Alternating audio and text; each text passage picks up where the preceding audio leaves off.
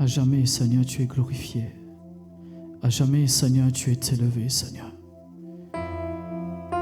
Et Seigneur Jésus, ce matin, Seigneur, nous voulons nous rappeler, Seigneur Jésus, que tu as vaincu la mort pour nous, Seigneur. Tu as tout donné, Seigneur, sans rien en retour. Alors, Seigneur Jésus, reçois simplement, Seigneur Jésus, l'adoration de nos cœurs. Seigneur Jésus, vois le fond de notre cœur, Seigneur, ce matin, ce chant qui monte vers toi. À jamais, Seigneur Jésus, tu es glorifié. À jamais, Seigneur Jésus, tu es élevé.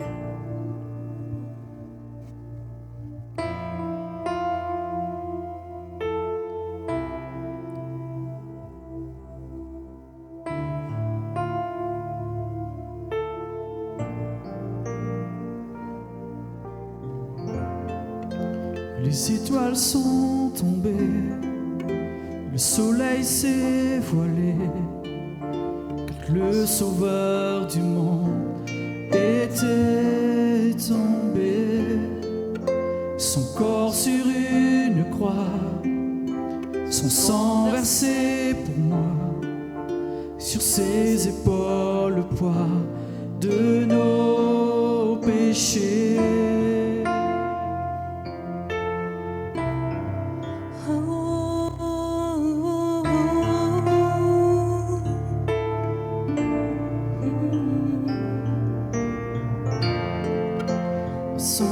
Dernier souffle, le ciel s'est détourné, le Fils de Dieu gisait dans les ténèbres.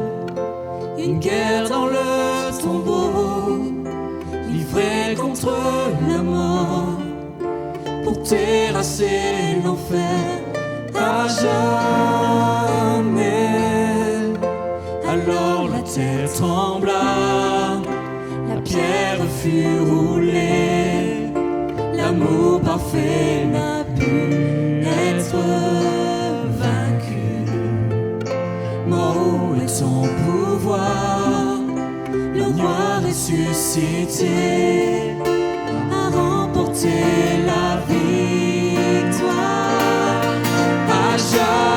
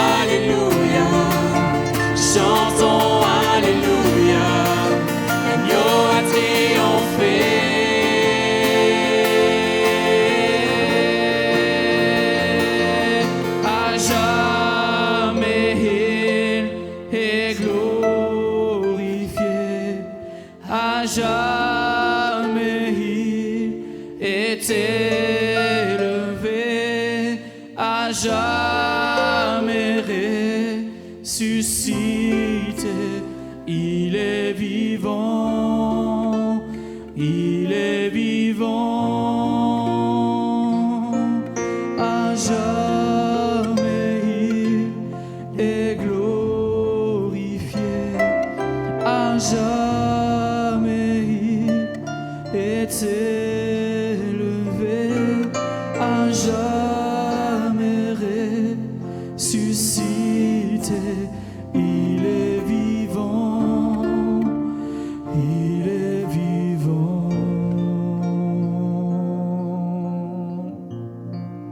Seigneur Jésus, tu es vivant. Seigneur Jésus, tu es ressuscité.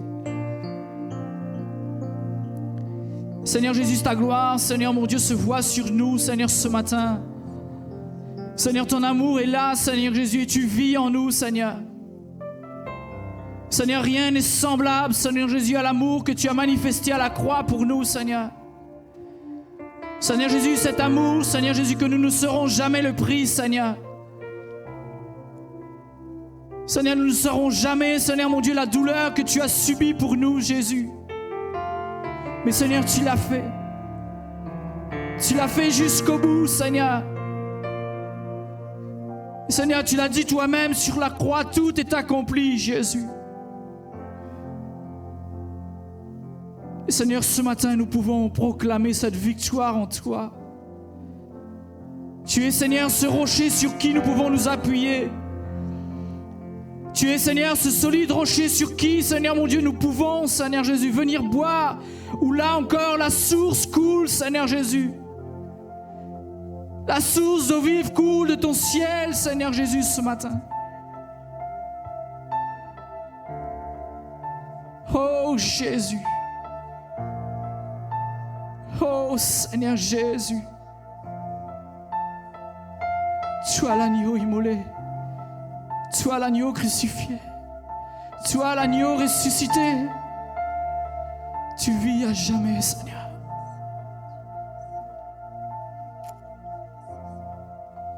Oh Jésus. Qu'il est bon de demeurer dans ta présence, Père. Qu'il est bon de demeurer dans ton saint temple, oh Dieu.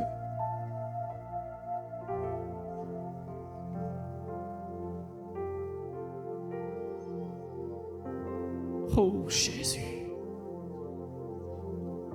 Seigneur, ta mort est ma vie. Ta mort est ma vie, Seigneur.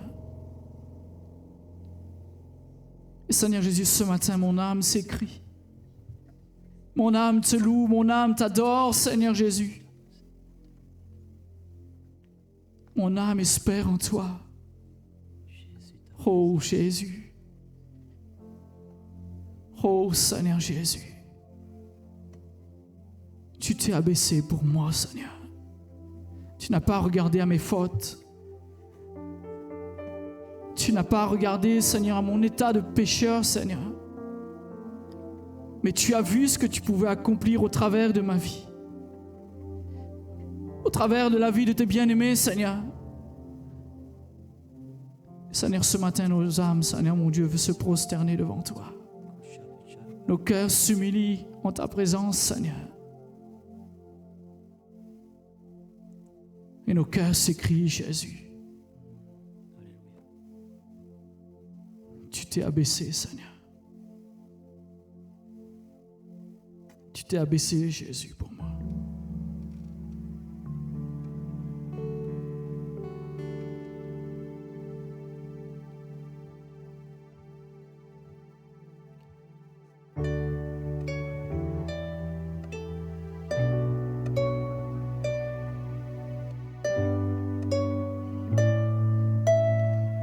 On peut se tenir ensemble debout ce matin.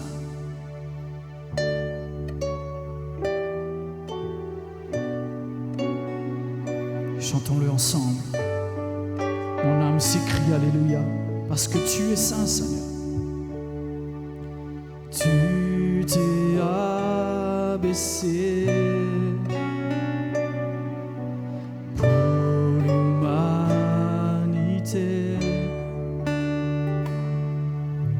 Tu fus humilié et abandonné.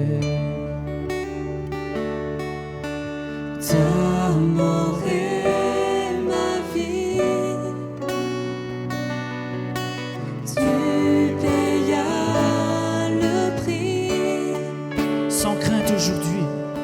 Sans crainte aujourd'hui. Mon âme s'écrie. Alléluia.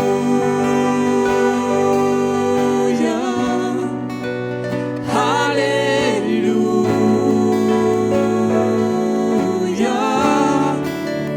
Alléluia.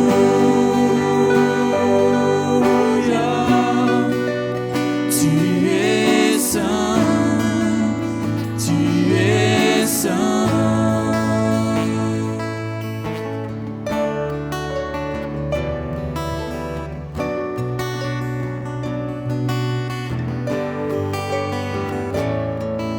Je suis à tes pieds, Seigneur. Je suis à tes pieds pour te remercier d'avoir accepté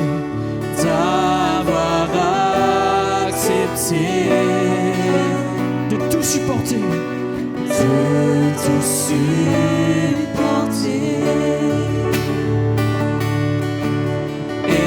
éprouvé, je tiens. Pardonner, je viens.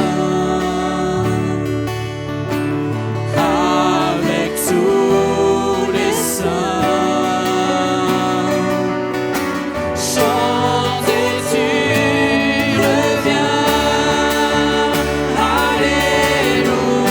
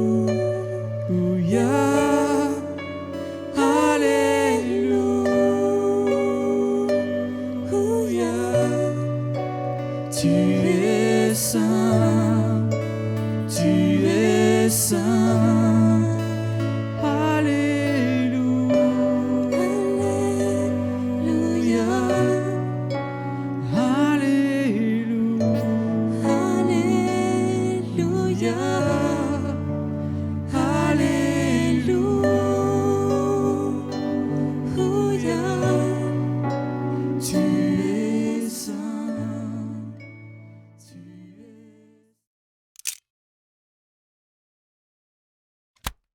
Je crois que ce matin, Pascal m'a dévancé en lisant ce texte qu'il a lu pour introduire ce temps de louange. Et mon thème ce matin est le suivant: Dieu est la bannière de son peuple. Dieu est la bannière de son peuple. Et je vais vous inviter à prendre avec moi un texte dans le livre de l'Exode, le chapitre 17, du verset 8 au verset 16. Exode, chapitre 17, du verset 8 au verset 16. Là, il est question d'un combat qui a opposé Israël à Amalek. Israël a remporté la victoire. Et en souvenir de ce combat et de cette victoire, Moïse a construit, a bâti un autel qu'il a appelé l'Éternel, ma bannière, l'Éternel, mon étendard. Nous allons le lire dans Exode 17, du verset 8 au verset 16. Amalek vint combattre Israël à Réphidim. Alors Moïse dit à Josué: choisis-nous des hommes, sors et combat Amalek. Demain, je me tiendrai sur le sommet de la colline, la verge de Dieu dans ma main. Josué fit ce que lui avait dit Moïse pour combattre Amalek. Et Moïse, Aaron et Hur montèrent au sommet de la colline. Lorsque Moïse élevait sa main, Israël était le plus fort. Et lorsqu'il baissait sa main, Amalek était le plus fort. Les mains de Moïse étant fatiguées, il prit une pierre qu'il plaçait sur lui, et il s'assit dessus. Aaron et Hur soutenaient ses mains, l'un d'un côté, l'autre de l'autre. Et ses mains restaient fermes jusqu'au coucher du soleil. Et Josué vainquit Amalek et son peuple au tranchant de l'épée. L'Éternel dit à Moïse: écris cela dans le livre pour que le souvenir s'en conserve. Et déclare à Josué que j'effacerai la mémoire d'Amalek de dessous les cieux. Moïse bâtit un autel et lui donna le nom pour nom l'Éternel, ma bannière. Il dit parce que la main a été levée sur le trône de l'Éternel, il y aura guerre de l'Éternel contre Amalek de génération en génération. L'Éternel, ma bannière. Vous savez, une bannière est une sorte de drapeau ou une grande enseigne en tissu que l'on peut transporter. On peut utiliser la bannière pour attirer l'attention sur un lieu de commerce. Par exemple, chez un concessionnaire automobile.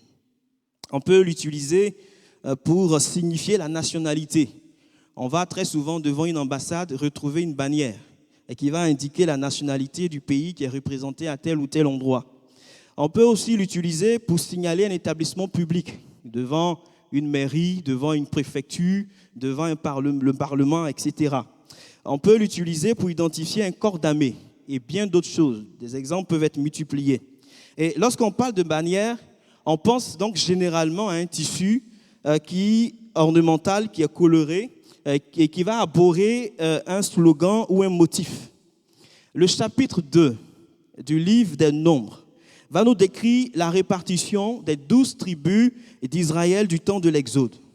Il est dit qu'ils ont été répartis en 4 divisions. Et chaque division avait une enseigne ou une bannière bien spécifique qui permettait de l'identifier. Et toutes les tribus qui composaient chaque division devaient camper et près de leur bannière.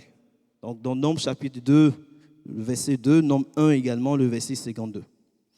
Dans le texte que nous avons lu tout à l'heure ensemble, il est dit que Moïse a construit un autel en souvenir de la victoire et du combat, de la victoire et du combat d'Israël face à Amalek. Il a appelé ce lieu l'Éternel, ma bannière, ou encore l'Éternel, mon étendard, suivant les traductions. La transcription hébraïque de ce nom est donné par Yahvé Nissi. Yahvé Nissi. Il s'agit d'un nom composé de Dieu. Et dans ce nom composé de Dieu, le terme Nissi est en réalité dérivé d'un autre mot hébreu qui donne littéralement en français ce qui paraît ou bien ce que l'on lève. C'est ce mot qui est employé dans la parole de Dieu lorsqu'il est question de la perche du serpent des reins et qui a été élevé dans le désert par Moïse, dans Nombres chapitre 21, du verset 1 à 9. Dans ce contexte, donc, la bannière va désigner un objet élevé, un objet qui est planté en terre, un objet qui est destiné à être vu au loin afin de servir de signal ou encore de point de ralliement. Bien-aimés frères et sœurs, Dieu est la bannière ou encore l'étendard de son peuple. Il est le véritable Dieu.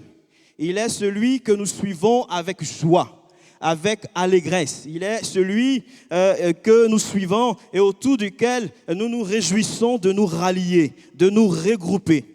L'Éternel est la bannière, il est l'étendard de son peuple.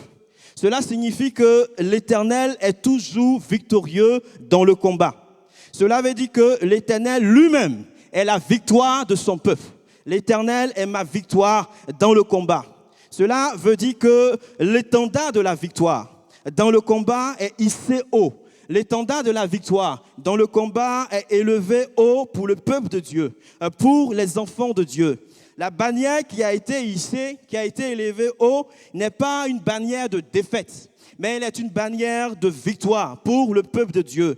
Cela veut dire que l'enfant de Dieu doit avoir dans son cœur la certitude que Dieu est toujours à l'œuvre en sa faveur, que Dieu agit toujours en faveur de son peuple. Cela veut dire que l'enfant de Dieu doit s'attendre à ce que Dieu l'aide à remporter la victoire dans le combat contre toute adversité et tout ce qui pourrait faire obstacle à l'accomplissement des desseins de Dieu dans sa vie. Mon frère, ma sœur, je ne sais pas quel est le combat que tu mènes en ce moment. Je ne sais pas quelle est l'intensité de la bataille que tu livres en ce moment, depuis un bon moment. Mais je sais une chose, c'est que Dieu est ta bannière.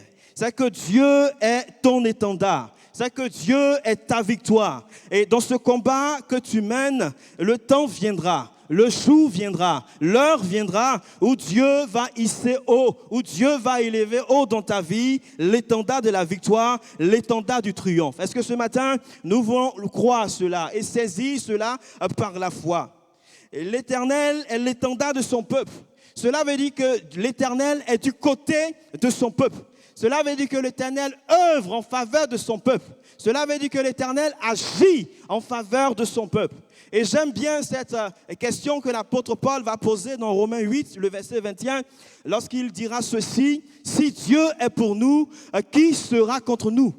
C'est une question qui est intéressante, une question qui est pertinente. Si Dieu est pour nous, qui sera contre nous? Qu'est-ce que l'apôtre Paul a voulu dire par là? Déjà, on peut remarquer que dans cette question qui est posée par Paul, il va commencer cette question par le mot « si ». On sait qu'en français, lorsqu'on parle de « si », souvent c'est pour mettre une hypothèse ou bien pour définir une condition. Et parfois, ici, peut-être, le fait de mettre le « si », ça peut peut-être prêter à confusion ou bien ça peut donner l'impression qu'il y a un certain doute dans la pensée de Paul. Lorsqu'il dit « si Dieu est pour nous, qui sera contre nous ?» Bien-aimé, le « si » dont il est question ici n'est en rien une expression de doute. Parce qu'il n'y a aucune incertitude en ce qui concerne le fait que Dieu agit, que Dieu œuvre en faveur de son peuple. Cette expression veut dire tout simplement « puisque ». Autrement dit, si on veut reformuler cette question de l'apôtre Paul, on dirait « puisque Dieu est pour nous, qui sera contre nous ?» Bien-aimés, ce matin, chacun d'entre nous pourrait vraiment s'approprier ce texte. On va peut-être parler de beaucoup de choses. Tu ne vas pas peut-être avoir le temps, l'occasion de retenir tout ce qui va être dit. Mais vraiment ce matin, qu'on puisse garder et serrer fort ce texte dans notre cœur. Puisque Dieu est pour moi, qui sera contre moi? Puisque Dieu est pour Joël Aka, qui sera contre moi? Puisque Dieu est ma bannière, qui peut prévaloir contre moi? Puisque Dieu est mon étendard, quelle force pourrait prévaloir contre ma vie? Bien-aimé, dans le combat spirituel, tu dois faire face à des puissances redoutables, à des puissances surnaturelles, naturelles. Mais cependant, tu peux les vaincre. parce que l'Éternel est ta bannière, parce que l'Éternel est ton étendard, parce que tu es protégé et soutenu par l'Éternel, ta bannière. Lorsque Dieu livre une bataille pour son peuple et avec son peuple, Dieu ne paie jamais la bataille. Dieu remporte toujours la victoire. Souvenez-vous des paroles de David, paroles prononcées à l'endroit de ce géant Goliath. Il a dit ceci à Goliath: tu marches contre moi avec l'épée, avec la lance, avec le javelot. Je ne sais pas quel est cet ennemi redoutable qui marche contre toi en ce moment, avec l'épée, avec la lance et le javelot. Mais écoute bien ce que David va dire encore, ce que David va rajouter. Il dira: et moi, je marche contre toi au nom de l'Éternel des armées, du Dieu d'Israël que tu as insulté. Aujourd'hui, l'Éternel te livrera entre mes mains. Je t'abattrai et je te couperai la tête. Aujourd'hui, je donnerai les cadavres du champ, du camp des Philistins, aux oiseaux du ciel et aux animaux de la terre. Et toute la terre saura. Toute ta famille saura. Tout ton entourage saura. Et toute la terre saura qu'Israël a un Dieu. Et toute cette multitude saura que ce n'est ni par l'épée, ni par la lance que l'Éternel sauve, car la victoire appartient à l'Éternel et il vous livre entre nos mains. Vous pouvez trouver ce texte dans 1 Samuel 17, du verset 45 à 47. Revenons au texte que nous avons lu ensemble. Le verset 8 de ce texte nous dit que Amalek vint combattre Israël à Réphidim. Qui est Amalek? Amalek est un descendant, est l'un des petits-fils d'Ésaü. Ésaü, on le sait, qu'il est frère jumeau de Jacob. Il s'agit ici plus exactement des descendants d'Amalek, appelés les Amalécites. Ces derniers étaient donc des cousins éloignés des Israélites. Ils étaient des nomades qui vivaient au sud de Canaan.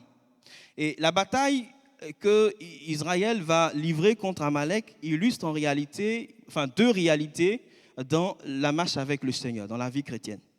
On a ici l'image du conflit entre la chair et l'esprit, comme il est dit dans Galates, le chapitre 5, le verset 17. Et donc ici, Amalek est un type de la chair. Et comme nous l'avons déjà dit, il est l'un des petits-fils d'Ésaü. Ésaü qui a préféré un potage de lentilles à son droit d'aînesse, qui n'a pas accordé de considération, on va dire, aux choses spirituelles. Mais ce matin, je ne vais pas aller dans ce sens-là.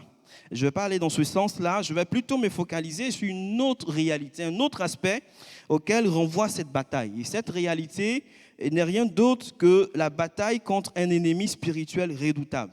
Ici, Amalek est donc l'image de la figure de ce qui s'oppose, de ce qui cherche à faire obstacle à l'accomplissement des desseins de Dieu dans la vie du croyant. Israël était en route pour Canaan. Israël était en route pour la terre promise lorsqu'ils ont été attaqués par Amalek. L'objectif d'Amalek était d'anéantir, d'exterminer totalement le peuple de Dieu et ainsi donc de mettre fin au plan de Dieu. L'enjeu était de taille parce qu'à travers la destruction d'Israël qui était visée, je dirais que c'est quelque part même tout le plan de rédemption de l'humanité qui était par la même occasion aussi visé. Dieu s'est révélé à un homme, Abraham. À travers Abraham, il va susciter une nation, Israël. Et à travers Israël, il va susciter le Messie, le sauveur de l'humanité, notre Seigneur Jésus-Christ. Et on le verra en conclusion qu'en réalité, c'est Jésus-Christ qui est la bannière de son peuple. C'est lui qui est la bannière du croyant. Il est la bannière de celles et de ceux qui ont placé leur foi en lui, de celles et ceux qui l'ont accepté dans leur cœur comme Seigneur et Sauveur. On va le voir en conclusion. Donc, en s'attaquant à Israël, Amalek n'a pas eu l'intelligence de reconnaître la main et les desseins de Dieu dans l'histoire d'Israël. Israël venait de sortir de 430 années d'esclavage en Égypte. Et Dieu venait de les délivrer à main forte et par des prodiges dont le bruit s'était répandu au loin. Les autres peuples tremblaient Et c'est Amalek seul qui a osé s'attaquer au peuple de Dieu. La Bible va présenter Amalek comme étant la première des nations à avoir attaqué Israël. Nombre 20, le verset 24. La stratégie d'Amalek est décrite dans Deutéronome 25, du verset 17 à 18.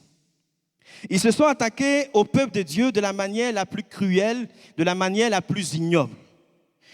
Ils venaient en réalité, quand ils attaquaient, ils sont venus par l'arrière, à l'arrière du camp. Et à l'arrière du camp, ils vont trouver des femmes enceintes. Ils vont trouver des dames avec des enfants qui ne pouvaient pas aller aussi vite que les autres. Ils vont trouver des personnes malades. Ils vont trouver des personnes infimes. Ils vont trouver des personnes âgées qui ne pouvaient pas aller plus vite, avancer plus vite. Ils vont trouver des enfants et avec des bagages à l'arrière. Et ils vont s'attaquer à eux, ils vont les frapper et ils vont emporter leurs dépouilles.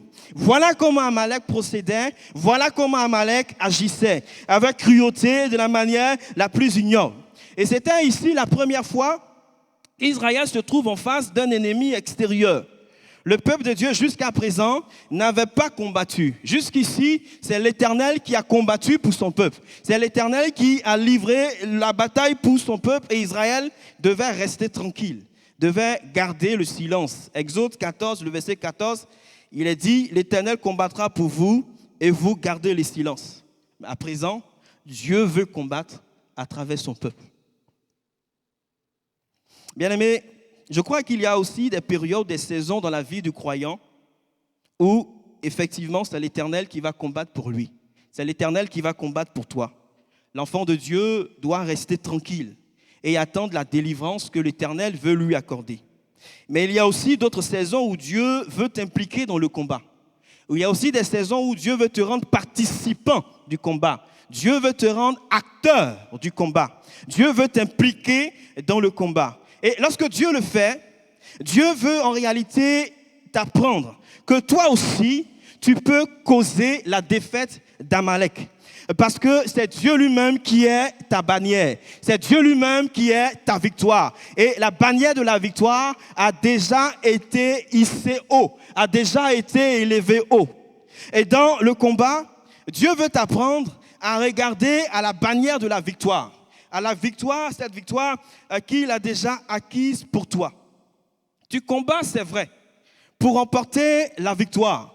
Mais en réalité, tu combats déjà dans la victoire. En réalité, tu es déjà vainqueur, tu es déjà victorieuse parce que le Seigneur a déjà remporté la victoire pour toi et c'est parce que Dieu lui-même combat à travers toi. Et comme nous l'avons déjà dit, Dieu ne perd jamais la bataille. Dieu ne perd jamais le combat. L'étendard de la victoire a été élevé.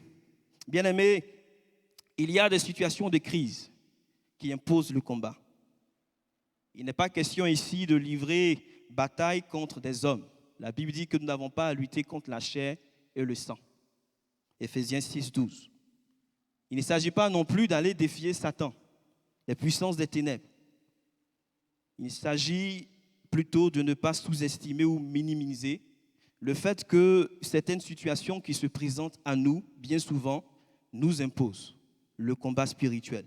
Que parfois, derrière certaines situations adverses, auxquels nous sommes confrontés, il peut y avoir effectivement des entités surnaturelles, spirituelles néfastes, qui cherchent à s'opposer, à faire obstacle à la réalisation des desseins de Dieu dans notre vie.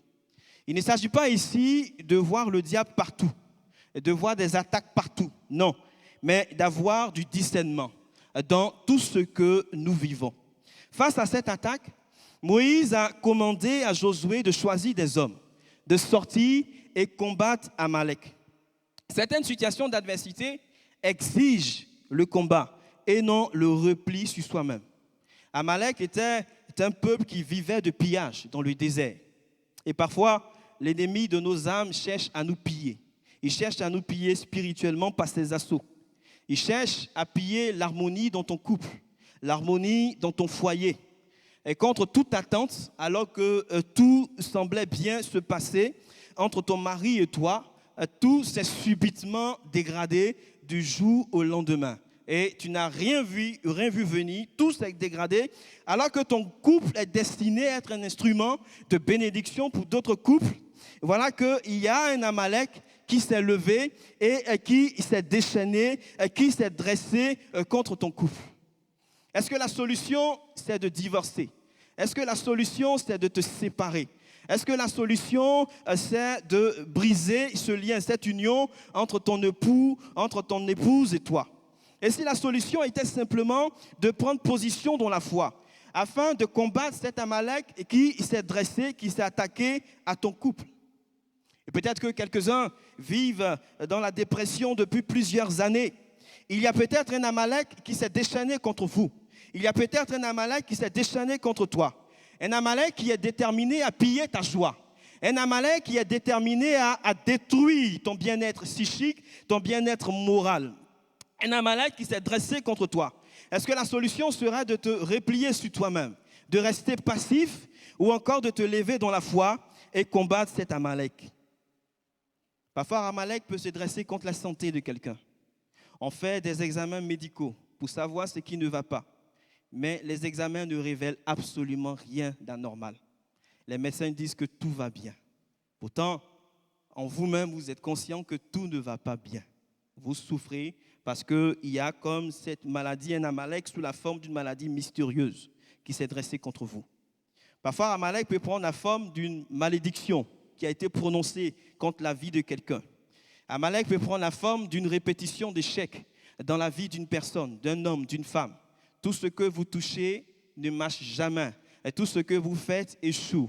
Échec sur échec dans ce que vous vivez, dans ce que vous faites. Et Amalek peut prendre la forme également d'une situation de blocage dans tout ce que vous entreprenez. Amalek fait barrière. Amalek fait obstacle. Amalek s'oppose à la réalisation de ce que Dieu a prévu pour vous. Lorsque Amalek attaque, lorsque Amalek vient, on ne se cache pas. On ne fuit pas. C'est Amalek qui en réalité doit prendre la fuite. C'est Amalek qui doit partir et non l'enfant de Dieu parce que l'Éternel est la bannière de son peuple. L'Éternel est la bannière de celle de ceux qui ont placé leur foi en lui. La Bible dit, résistez au diable et il fuira loin de vous. Mais j'ai l'impression que parfois on inverse les choses. On résiste au péché. Ou on veut résister au péché. Alors que la Bible dit de fuir le péché. On ne résiste pas au péché, il faut fuir le péché. Mais quand il s'agit du diable, on fuit le diable, alors que la Bible nous encourage, nous demande de résister au diable en tenant ferme dans la foi. Mais nous, on inverse les choses. Moïse a dit à Josué, choisis des hommes, sors et combat Amalek. Bien-aimé, Amalek ne se combat pas avec des armes physiques, avec des armes humaines, des armes charnelles, mais avec des armes spirituelles. Et 2 Corinthiens 10, du verset 3 à 5, dit ceci, « Si nous marchons dans la chair, nous ne combattons pas selon la chair, car les armes avec lesquelles nous combattons ne sont pas charnelles, mais elles sont puissantes par la vertu de Dieu pour renverser les forteresses, pour renverser les raisonnements et toute hauteur qui s'élève contre la connaissance de Dieu. Et nous amenons toute pensée captive à l'obéissance de Christ. » Vous avez également dans Éphésiens, le chapitre 6, une description de la mue du croyant. Combattre Amalek aussi, je voudrais là aborder un nouveau point pour dire que combattre Amalek, c'est parfois également, dans certains cas, prendre position vis-à-vis du péché. Prendre position vis-à-vis de certaines pratiques qui n'honorent point le nom de Dieu. La bataille d'Amalek, si vous lisez le chapitre 17, fait suite à un événement qui a eu lieu bien avant, qu'on retrouve dans le chapitre 17, du verset 1 à 7. Un événement qui s'est produit dans la vie du peuple de Dieu. Israël a murmuré contre Moïse et contre Dieu en raison d'une pénurie d'eau.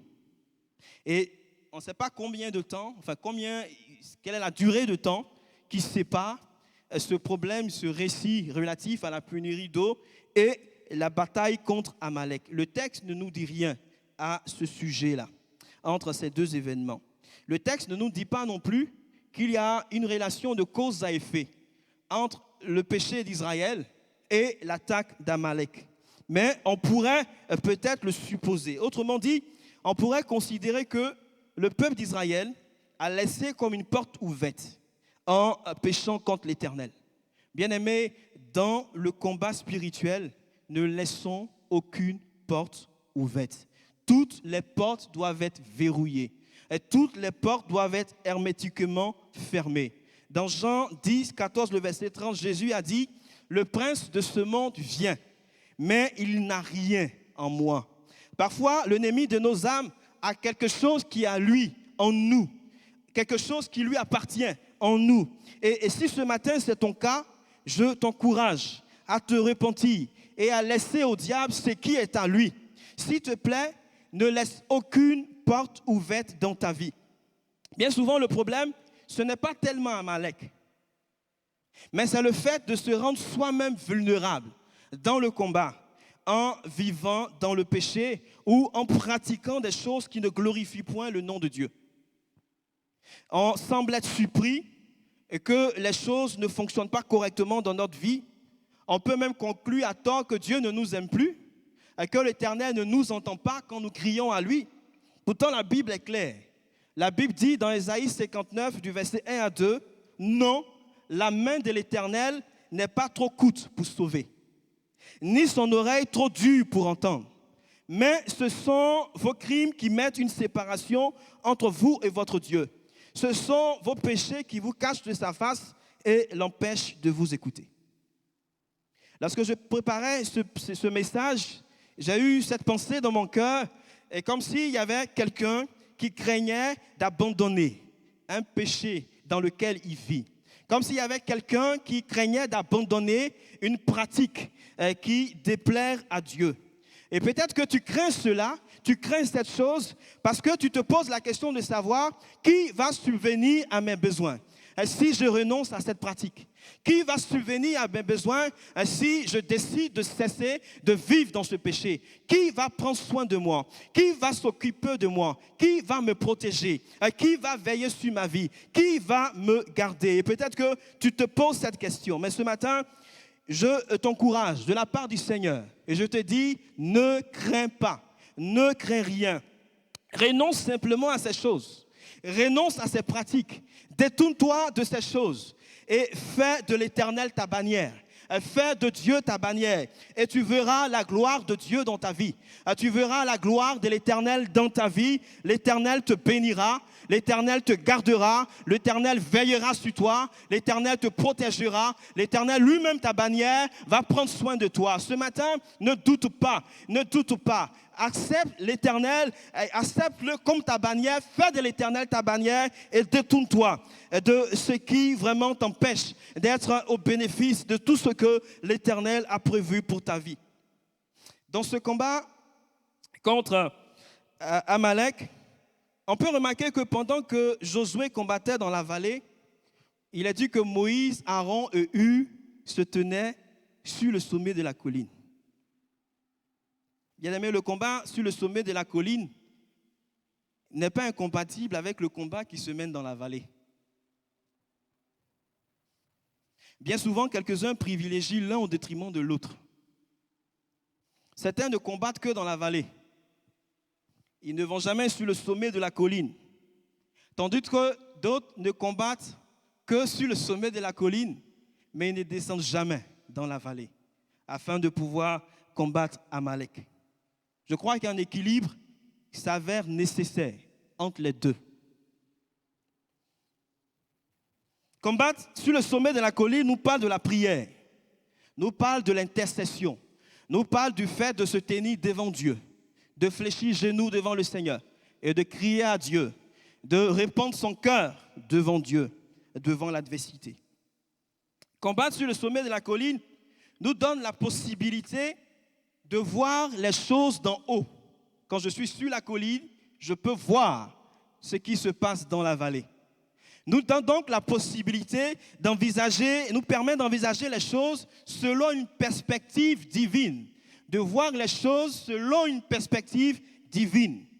Toutefois, en le faisant, ne perdons pas de vue que Amalek se trouve dans la vallée. D'ailleurs même, le nom Amalek signifie celui qui demeure dans la vallée. Combat dans la vallée, c'est mener des actions concrètes, des actions tangibles, dans le visible, avec les ressources dont nous disposons. Au lieu de se laisser gagner par la peur, au lieu de se laisser freiner par la crainte, par le découragement, au lieu de rester passif. Je veux donner rapidement quelques exemples. Parfois, certaines personnes vont prier, par exemple, pour le mariage. Ces personnes seront sur le sommet de la colline, mais ces personnes ne vont jamais descendre dans la vallée pour aller au contact d'une autre personne célibataire, pour tisser des liens avec d'autres personnes. Ou bien d'autres ne seront que dans la vallée, tissant des contacts, mais ils n'iront jamais sur le sommet de la colline, afin de chercher la face de Dieu, afin de voir les choses selon une perspective divine. Il y a d'autres qui vont prier pour le travail, intercéder pour le travail, mais ils n'iront jamais dans la vallée pour pouvoir candidater, postuler aux offres d'emploi, passer des examens, passer des concours. Certains vont prier pour la réussite à un examen, prendre le temps dans le jeûne, dans la prière, mais on ne les verra jamais étudier, apprendre leurs leçons, faire leurs devoirs, afin de pouvoir réussir à cet examen. Et on peut multiplier les exemples. On va prier pour que le Seigneur touche des cœurs, que le Seigneur sauve des âmes. Mais on va aller rarement au contact des perdus, aller rarement au contact des personnes qui ont besoin d'entendre cette bonne nouvelle que nous avons. Bien-aimés frères et sœurs, le combat spirituel nécessite un équilibre entre ce qui se fait sur le sommet de la colline et des actions concrètes également à mener dans la vallée, à l'image de Josué et de ces hommes qui se sont tenus dans la vallée pour combattre Amalek. Dieu ne va pas faire à notre place ce que nous devons faire. Dieu fait sa part et nous appartient de faire nous également notre part. Le temps est très avancé. Je ne pourrai pas aborder tous les points que j'ai développés, mais je voudrais juste aborder peut-être rapidement 2 derniers points et avant qu'on ne se sépare, vous dire que quoi qu'il en soit, dans le combat, ne perdons jamais de vue l'Éternel, notre bannière. Nous devons toujours camper autour de notre bannière. Au sommet de la colline, la Bible dit dans le texte que nous avons lu, Moïse mettait au-dessus de sa tête la verge de Dieu, à l'aide de ses 2 mains. Pendant le combat, les hommes qui ont été choisis par Josué et Josué lui-même regardaient à cette verge, comme à leur bannière, comme à leur étendard. Leur foi s'est attachée à ce symbole divin, à ce signe divin. Lorsqu'ils regardaient à ce symbole du secours de Dieu, du secours divin, ils étaient remplis de courage. Ils étaient remplis d'une force surnaturelle. Bien-aimés, lorsqu'on regarde à l'Éternel, notre bannière, lorsque nos yeux ne se tournent pas de Dieu dans le combat, il nous communique effectivement force et courage par son esprit. Et dans le psaume 144, le verset 1, David va présenter Dieu comme étant celui qui exerce ses mains au combat. Autrement dit, c'est l'Éternel qui lui donne l'habileté. C'est l'Éternel qui lui donne la dextérité dans ses confrontations avec l'ennemi. C'est pourquoi il est important de ne pas perdre de vue dans le combat l'Éternel, notre bannière. Pendant que Josué et ses hommes combattaient dans la vallée, Moïse avait les mains levées avec dans ses mains cette verge de l'Éternel et il regardait à ce symbole du secours divin. Et leurs yeux étaient fixés sur ce symbole. Les mains levées de Moïse sur le sommet de la colline n'étaient pas un geste à effet psychologique, n'était pas un geste qui était destiné à inspirer les combattants israélites.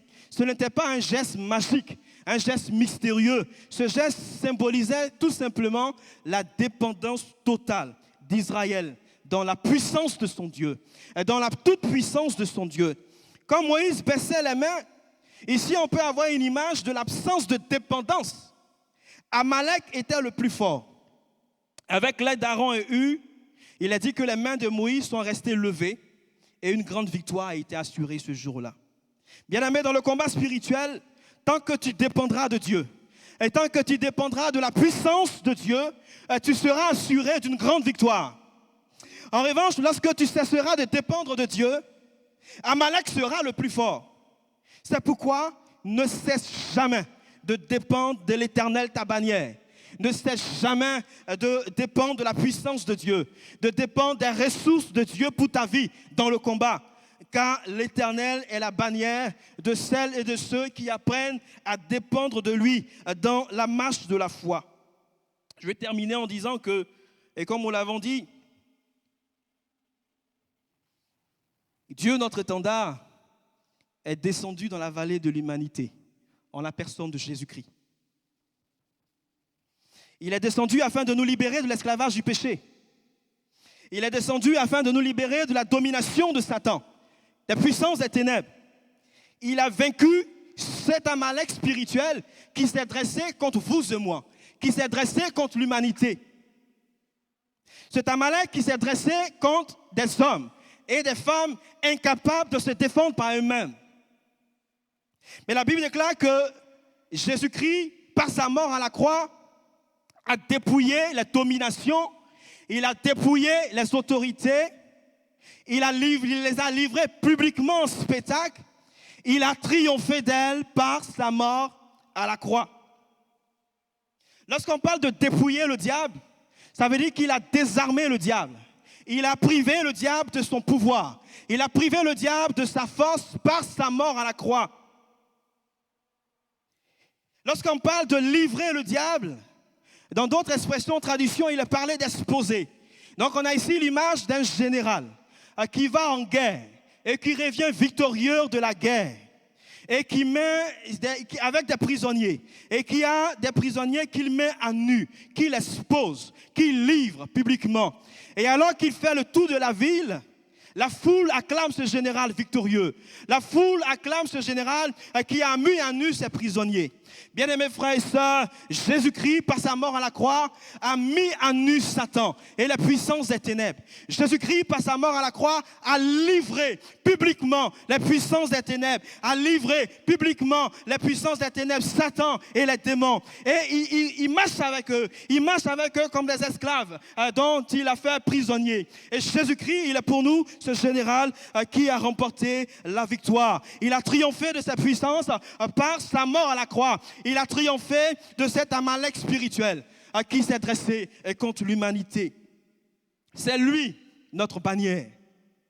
Et comme le serpent d'airain a été élevé dans le désert par Moïse, l'étendard de la croix a été hissé haut. De même que celles de ceux qui avaient été mordus par le serpent d'airain et regardaient au serpent d'airain, levaient la tête, levaient les yeux pour regarder au serpent d'airain. De même, celles de ceux qui ont été mordus par le péché. Et lorsque ces personnes regardent à Jésus, ces personnes sont sauvées, ces personnes sont libérées, ces personnes sont affranchies, ces personnes sont délivrées. Parce que Jésus-Christ a payé le prix pour vous et moi. C'est lui notre bannière, une bannière qui a été crucifiée, une bannière qui a été, Christ notre bannière qui a été crucifié afin que nous soyons sauvés. Oui, Christ est notre bannière qui a été élevée. C'est Jésus ta victoire. C'est Jésus-Christ ma victoire. Grâce à l'œuvre de la croix, Christ, il est ta victoire sur le péché. Grâce à l'œuvre de la croix, Christ est ta victoire sur la mort. Grâce à l'œuvre de la croix, Christ est ta victoire sur toute forme de malédiction. Grâce à l'œuvre de la croix, Christ est ta victoire sur la maladie. Grâce à l'œuvre de la croix, Christ est ta victoire sur la puissance des ténèbres. À la croix, Jésus a dit, tout est accompli.